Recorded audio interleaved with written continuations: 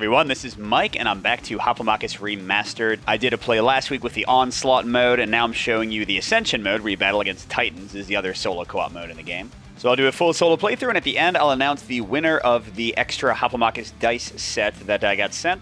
And if you like the content on the One Stop Co-op Shop, consider supporting us through Patreon. You get early access to our videos and exclusive videos every month you can't see anywhere else. You can also watch our separate streaming channel with even more content, listen to our weekly podcast, or join the conversation on our Discord. So in Ascension mode, you play against one of 6 Titans, and this is more similar to the Rise of Rome set in the original Hoplomachus. And instead of them activating with just like basic movement and attack, they're each going to have a certain number of dice they roll on their turn that will, based on the number of hits they get, activate different abilities and things. In this play, I'm going to be going against Ixchel, which is a Mayan goddess. And each of them has their own special rules, their own special setup. Some of them have like allies, some of them are just by themselves. But just like in the last playthrough, I have to fully defeat the Titan. She's got 12 hit points, yikes, before either my hero is defeated or if I never even get my hero activated, which is going to be based on the crowd favor over here. And all of the Ascension Titan bosses use shards in different ways. We've got 4 of them on the arena here. For Ixchel specifically, if we defeat the shards, which start with 2 hit points, we're going to equip them, and it's going to give us +1 blue die in all our attacks for that character. But while the shards are equipped or active, which just means they're sitting there after somebody dies, she's going to have +1 range for each of those. Now for Ixchel, you can't hurt her as long as all of the shards are inactive, so you have to have at least defeated and equipped one of them before you can start hurting her. And you can't defeat her until every shard is active, which means she'll have, 5 range? Good lord. Additionally, she's going to be spawning minions, which in this case are from another random faction. I picked the Kunlun faction for this one.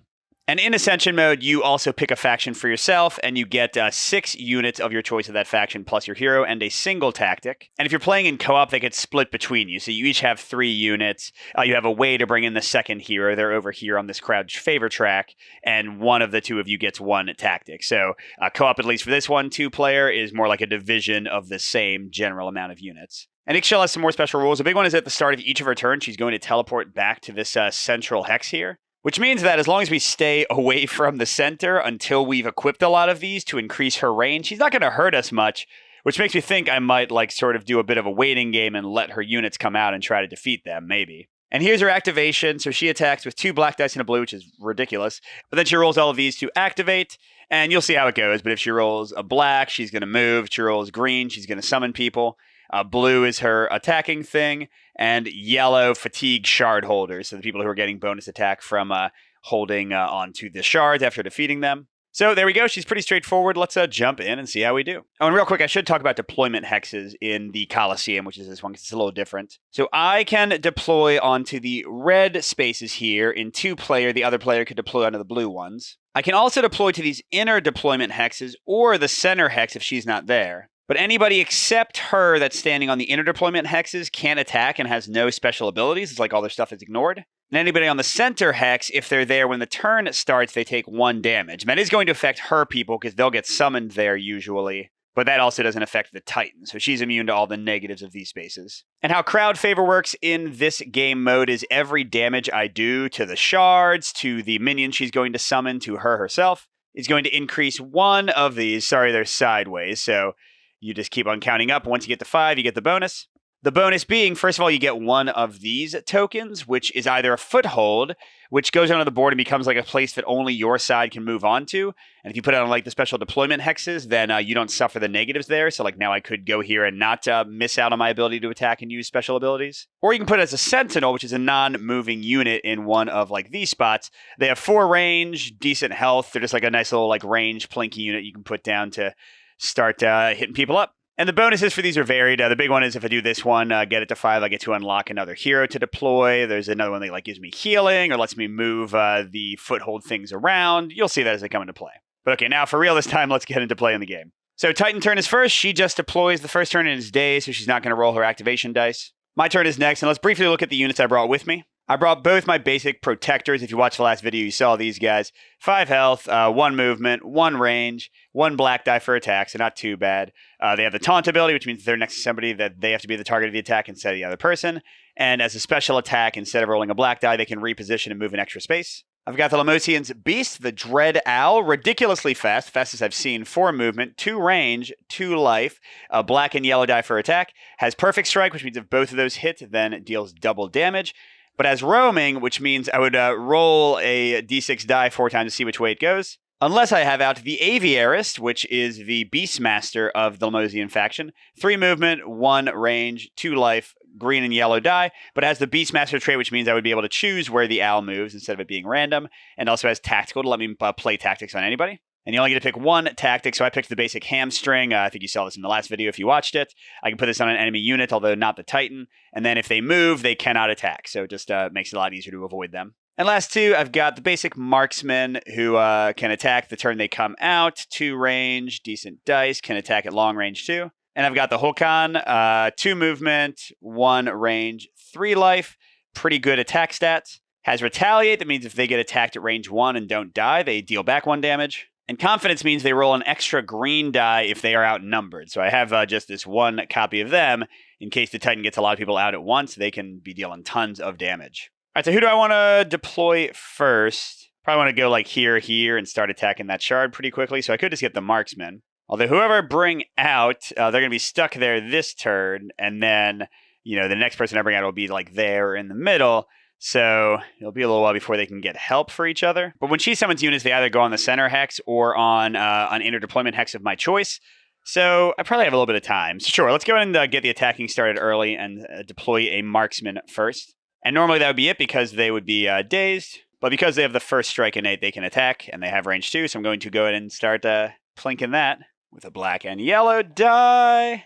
Just 1 hit. So that's 1 damage. It's not activated yet, and it's definitely not equipped for the attack bonus. But I do get my first crowd favor for dealing a damage. So the main ones I'm looking at, this one lets me activate my hero.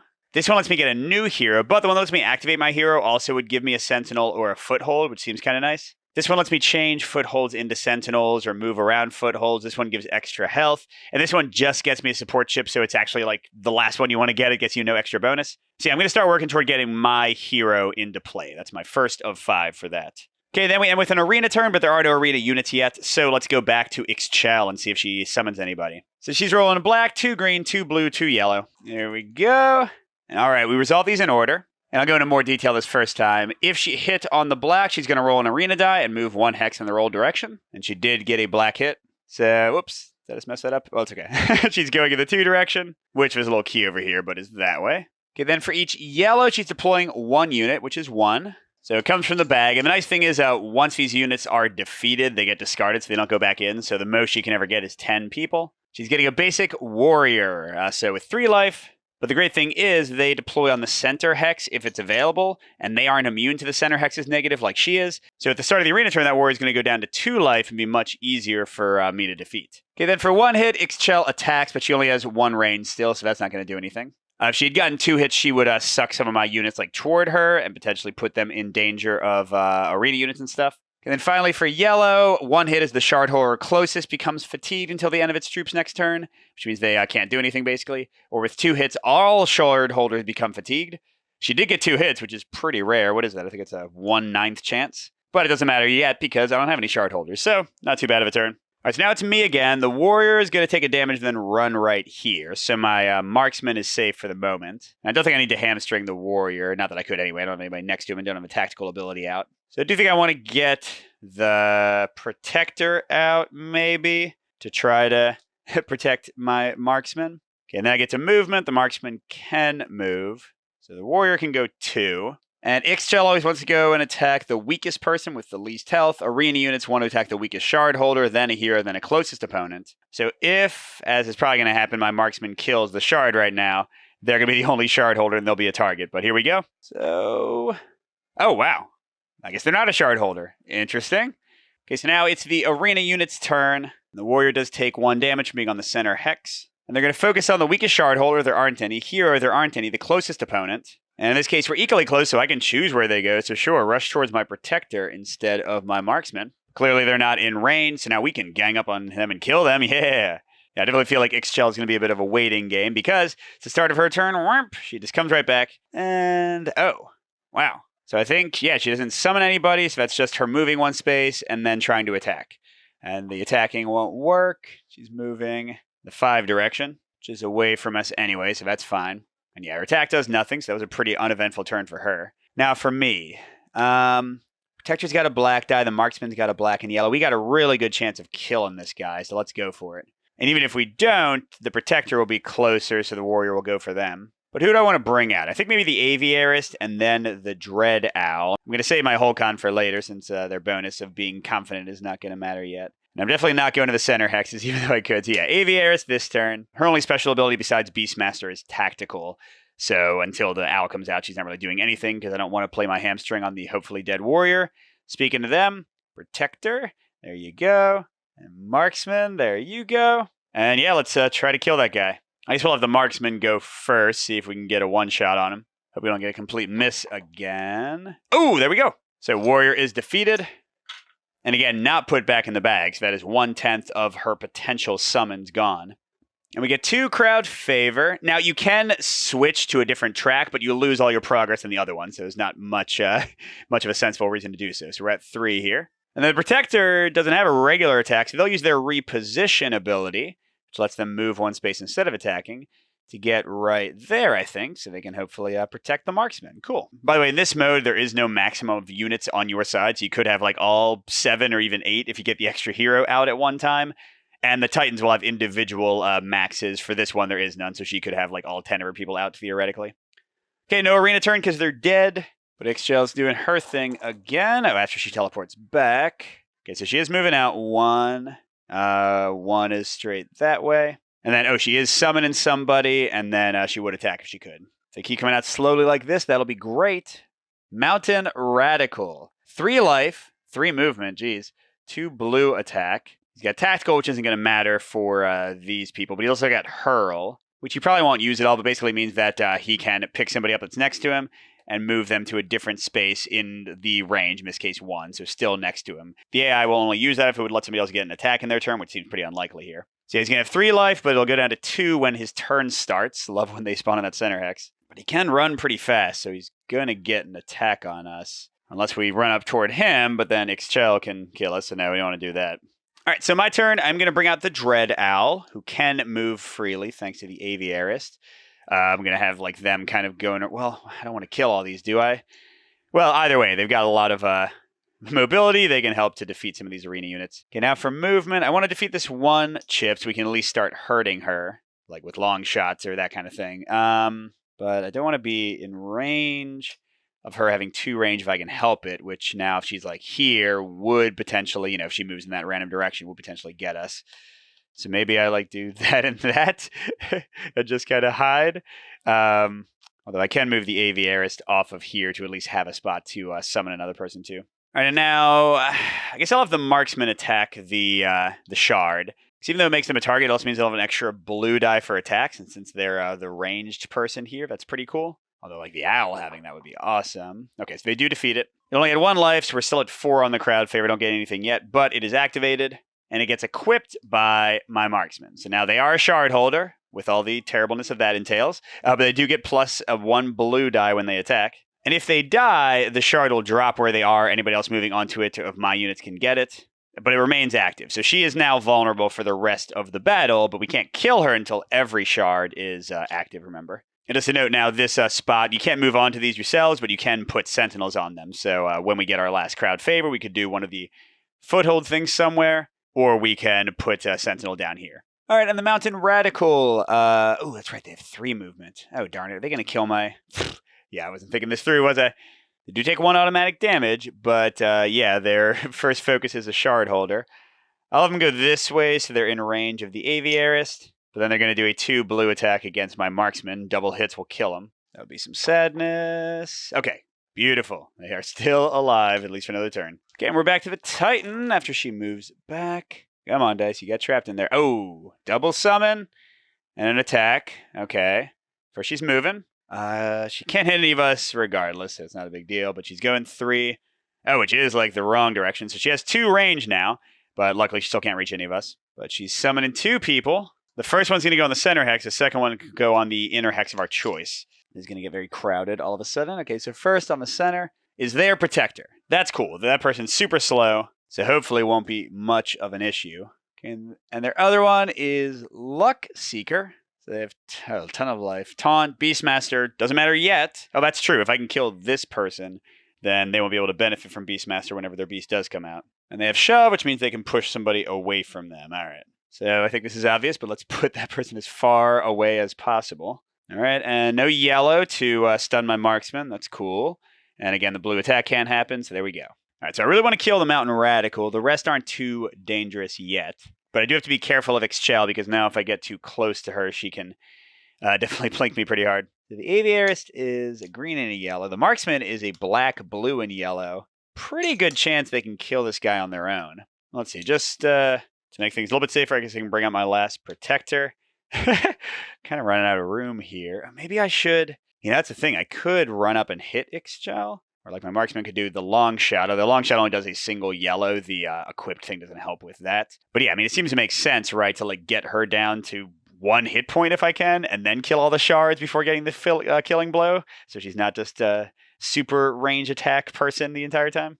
Yeah, so let's see. Like if I move my Dread Owl up here, or if I move my marksman here to attack her, she would attack us. What's the chance? If she got a 4 or a 3, she'd be within range 2 of this spot.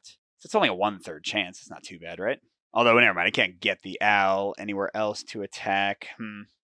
Now, in any case, I'm probably going to get a Sentinel this turn and also get my hero activated. All right, so maybe I take it safe for now. I'll just move the Dread Owl. I want him to still be close to be able to help out, but for there, the rest I think can stay where they are. Let's have the Aviarist try to kill the Mountain Radical. If she succeeds in doing so, the marksman can do like a long shot on the boss or something.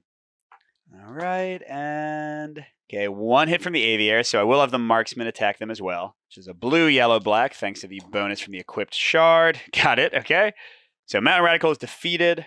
Oh, and importantly, the first damage would have gotten me this. I'm going to put a Sentinel down here. They are dazed the turn they come out, but starting next turn, that's a 4-range attacker with a blue and a yellow. Pretty great. Oh, and actually, they have first strike, so they can attack this turn. Yeah, let's go. Start hitting that boss. But then also my hero is activated. Okay, and then for the second damage, let's start working on the other hero, I think. That seems pretty great. And yeah, I guess if the Sentinel can attack right now, blue and yellow, let's go for the boss. Because again, she can be hurt as long as not... oh my gosh! 1/6 of your life is gone. How you feel about that? Okay, then we get to an arena turn. Now that these people can actually hit anybody this turn. So they're going to be focused on shard holders, which means the Protector will move here. Oh, that's right, takes the damage. And I guess I can have them be... well, actually, it doesn't really matter. I was going to say I can move the Luck Seeker here, but whenever she teleports back at the start of a turn, she just swaps with them, so it won't like actually make them take any extra damage or anything. And then the Protector does have reposition, which means as an attack they could move instead. They would usually like to use it, but while they're on these hexes, remember, they don't have any special abilities to do that. All right, so yep, she swaps back like that. Oh, and actually, I just realized they're blocking her movement, so she can't get that. Darn, so I could have probably brought some people over. That's okay. All right, and all of her dice. I went ahead and rolled the direction die because I assume she's almost always going to hit with this. So she's moving in the 4 direction, just toward this guy. So I don't think she moves at all. That's cool. She's summoning 1 new person, trying to attack. She can't. Oh, but she does fatigue 1 of my shard holders, which means my marksman's not doing anything this turn. Go ahead and just flip him over to make it easy to remember. Now, she didn't move, so we are not going to get to put the person that she deploys onto the damage hex. That's the other Mountain Radical. You are fast. So definitely we're going to put them far away. And again, she wants to attack, but she can't. So, all right, that's it for their turn. None of these guys can get us this turn. So, and the marksman can't attack. The Sentinel can shoot somebody. Ooh, I want to deploy my leader, right? So I've got perfect strike, so I deal double damage if I hit with all of those. Wow. And I got a red, which is always at least 1 damage. Tactical doesn't really matter, but we could hamstring somebody from far away. And Absorb means she can't take more than 1 damage from a single attack in a turn. Wow, she's fast. I like this.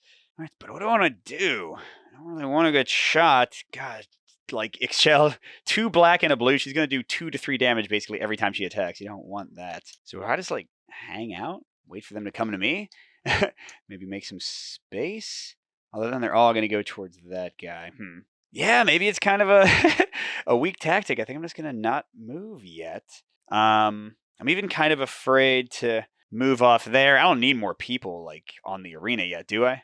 Oh, I did forget. When you unlock or activate your hero, you can now spawn on the other side, the other outer deployment hexes. So what if I like put this guy out here? No one's going to attack him. So he should just be... Actually, ooh, you know what? I forgot about tactics. This Mountain Radical is pretty dangerous with that 3 movement. He's going to get to attack somebody this turn. So let's hamstring him. It means after he moves, you won't be able to attack, and that's great. And then with that, I definitely feel safe. Well, maybe not yet. No, I don't need to put him out there yet because I'm not going to be killing the shards yet. All right, so not moving, not I'm just hanging out.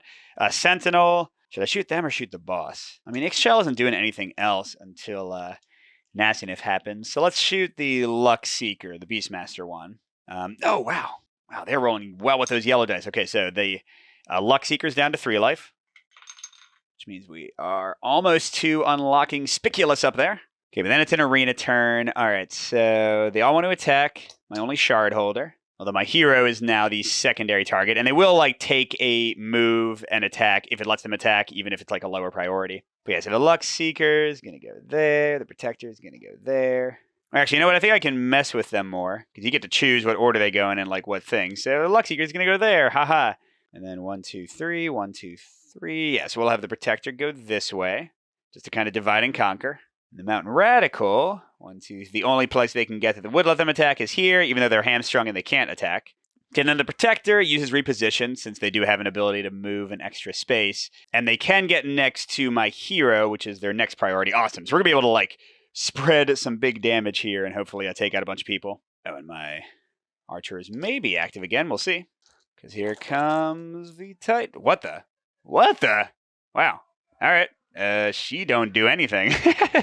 Doesn't seem good for her allies. Man, what am I gonna do? What am I gonna do? All right, the Sentinel can still reach her, so they'll be like my last attacker. All right, but the Protector can move up to attack the Mountain Radical. All of these people are ready to kill them. The Luck Seer only does a single black attack, although that would potentially kill the Marksman. So let's get like some choices here. And yeah, and then my here can get a little more central. I'll leave the Dread Owl where they are. All right, so we're going to do attacks like in the order that they have no other options. So Dread Owl will attack the Protector first, a black and a yellow. And they did not get the double hit for the perfect strike. Oh, that's right. They have 2 range. Well, that's okay. So that's just 1 damage. And we're 1 away from unlocking Spiculous, which means I don't want to waste a lot of extra damage. So I'm not going to attack with my hero yet. Let's do somebody who's kind of weak. Let's have the Protector attack the Mountain Radical, who's got 3 life. That's a black die. We do hit, so he's down to 2. And we do unlock Spiculous. So he's got 4 attack, 2 movement, 5 life, retaliate, taunt, and heals 1. Wow, what a dude. There he is, awesome. Okay, now we can go ham. Let's have my hero attack. So red, green, yellow, and if they all hit double damage. That's probably unlikely, but okay, but 2 damage is still great. This guy's not dead yet, though. And we're going to, I think, go this one. If we get this, it lets us flip footholds into sentinels, because at the moment I don't have any other spots to put a sentinel, but if I can put a foothold down and then turn it into a sentinel, then I can put it wherever I want. Okay, now let's see this Protector trying to finish off that Protector with a black, and got it. So that's another damage, and they're dead. All right, so now who hasn't attacked yet? The Marksman, the Aviarist, and the Sentinel. The Mountain Radical has 2 life. So I guess we'll have the Aviarist attack him. She can't really do much else.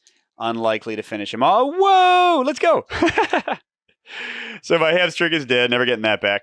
But, wow, yeah. So we now have the ability to, during the tactic phase each turn, move a foothold 1 space or flip it. So I want to put it like where it can attack her a bunch. So I don't really want it to be like here, getting attacked back. I don't know. Let's have it like over here. I don't know. That's fine. Okay, so that was the Aviarist. And that means the Marksman can still go and the Foothold Sentinel guy. So let's have the Marksman attack the Luck Seeker. 3 damage. They've got yellow, blue, and black, right? So a full set of hits. So he's down to 2 life, and I'm going to start building up this one. This will let me add 3 hit points to a unit. Who was that? That was the Marksman. So let's see. It's unlikely, but let's see if the Sentinel can finish the Luck Seeker off. Nope. They're going to actually get an attack on us. Those jerks. But yeah, this is going a lot better than my Immortals game did. Oh, and geez, I just realized this is unfortunate. The Luck Seeker is going to be able to move up. Oh, no, we got Taunt. Ha, ha, ha, ha, ha, ha. I thought they were going to kill the Marksman, probably with their 1 life, but they are protected by 2 Protectors. And I think they're both equally. Yeah, they're both unhurt. So here we go. You did 1 damage to me. Oh no. Right, now we're back to Ixchel. I don't think we're ever going to get a nice turn like that again. No, oh, actually, this isn't too bad. She's moving in the 5 direction. Boop. So not going to be able to attack anybody still. She is deploying somebody onto the center. But I think we've killed like half of them already, so it's not too bad. Their other protector, okay. And then, yeah, she didn't fatigue anybody. She didn't attack. What the heck? So yeah, pretty uneventful turn there. What are we doing? I could bring out Spiculous. I don't think I need his help to kill these guys. Do I want to kill Shards yet? Do I want to attack her? I mean, if anybody could actually like tank some hits from her and still get some damage, and it would be Spiculous. So maybe I do. And I could kill Shards. Yeah, maybe put him over there. We'll see what happens. And then we are going to flip this into... Oh, we can't? This is an interesting rule. You cannot put out units or like use abilities that would get you units if you don't have enough health chips. And right now I don't. I need 1 more to put out the Sentinel. So I guess they're going to stay a foothold for another turn. I could move them a space. Were they there? I think they were there. I don't know. Either way, if they weren't there, we'll say that I used my free move to move them there. But yeah, okay, with that kind of insanity, I sort of wanted to hit Ixchel, right? And get her down to low health. But yeah, this guy can't reach us. The Luck Seeker. We're in a pretty solid place. If we move up to attack her, she's basically almost definitely going to attack one of us. Like if I moved like Zoc up here. Or actually, I guess there's a 1/3 chance she would move. Well, not quite 1/3, but close to 1/3 chance she would move like away from me. But still, since losing my my champion loses the game, that seems like maybe a foolhardy tactic. Yeah, so once again, I'm kind of like, do I just kind of slow play it and not do much of anything? Yeah, sure. Why not? Let's be smarter then instead of in a rush. So, I don't know. So I have one of the protectors attack the Luck Seeker. Dead. Which gets us another favor. And then I could have had the Dread Owl. Yeah, I'll have the Dread Owl go up and do a range attack.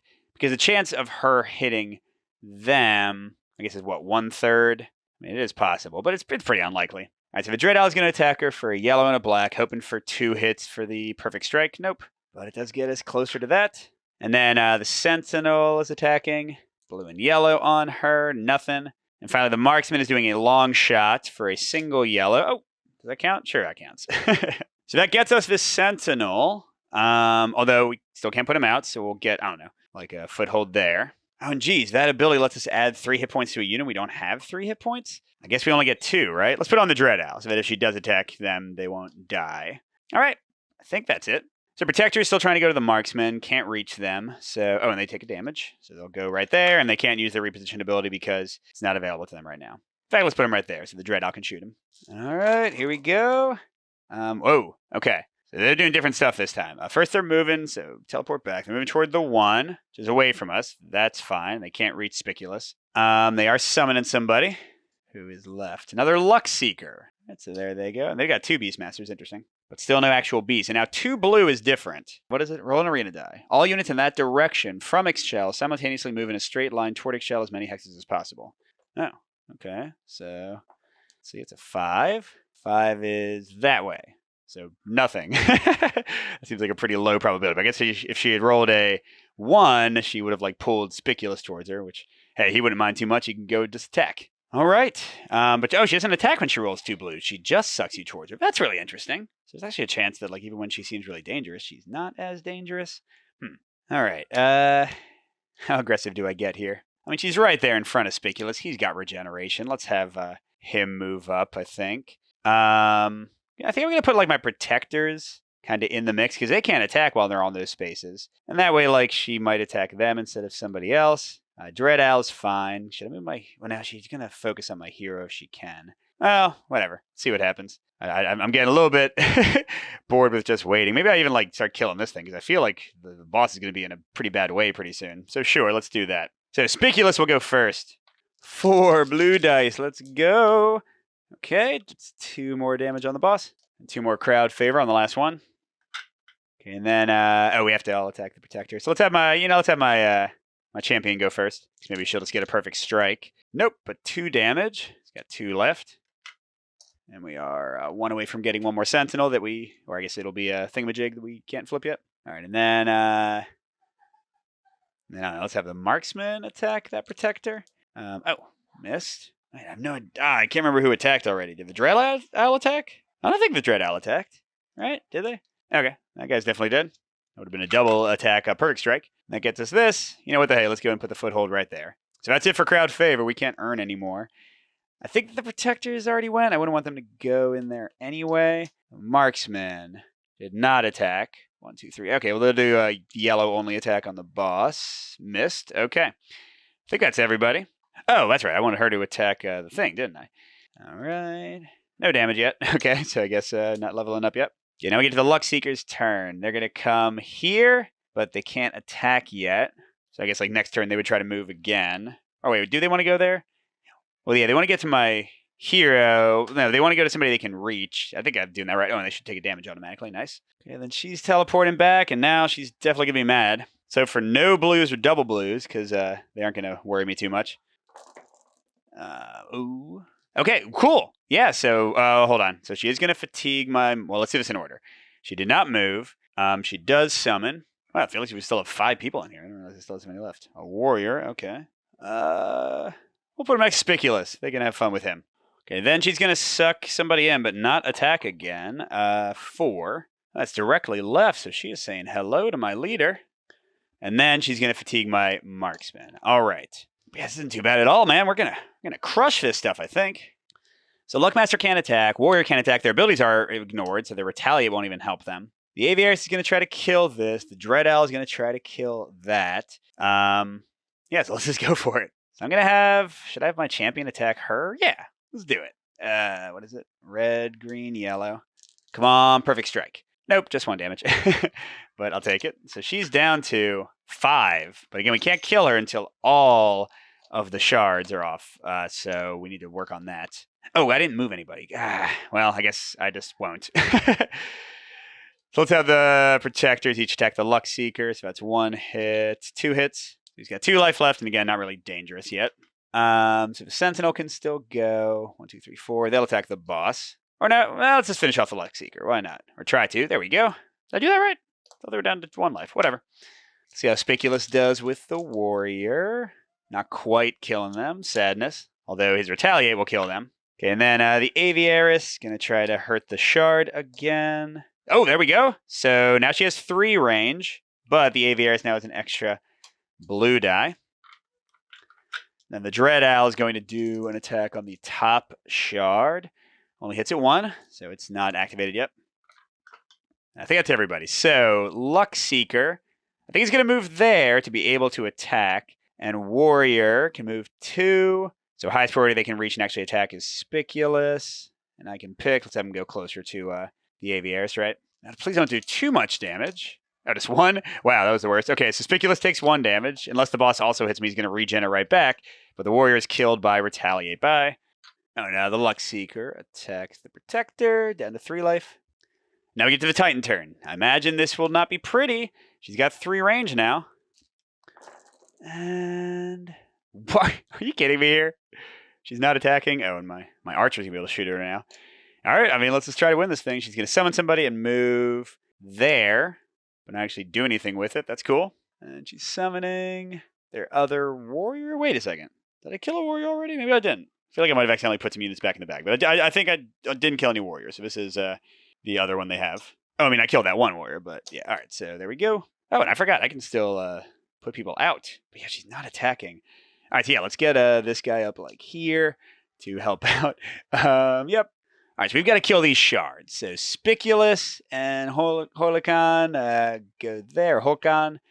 Dread Owl, you're already doing the work. So I don't have any health, or I almost have enough health to flip a foothold to a Sentinel. Let's have the Aviaris move up to her, I guess. Maybe, oh yeah, because we can't, I should have put the footholds here. Yeah, because now I'm kind of blocking myself off. The Marksman, I can move my Protector like that, move the Marksman up a little bit. All right, see how it goes. So let's try to do this in some kind of order. We'll have the Dread Owl attack. Okay, good. So that's 1 shard. So Dread Owl is more dreadful. Okay, and then, I mean, Conspicuous is clearly, oh, he's healing 1.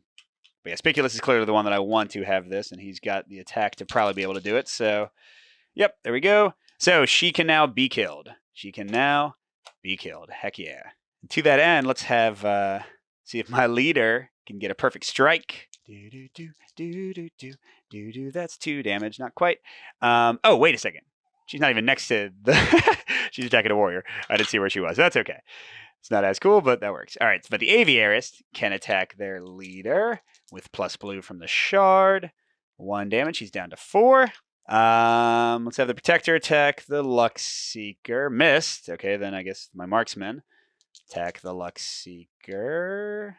We'll call that a hit. Oh, and the sentinel can't reach the boss, so they'll just attack the warrior. Well, it doesn't matter. The warrior's gonna be dead anyway. Okay, I think that's everybody. Holcon didn't attack. That's fine. Yeah, so the arena turn isn't much of an arena turn because the warrior dies, but starting there. I think it's going to be the final Titan turn. I don't think they're going to do much. Hey, she did get an attack on us. The only one of the game. And she's summoning somebody. Oh, she teleports back, and then she moves 1 again.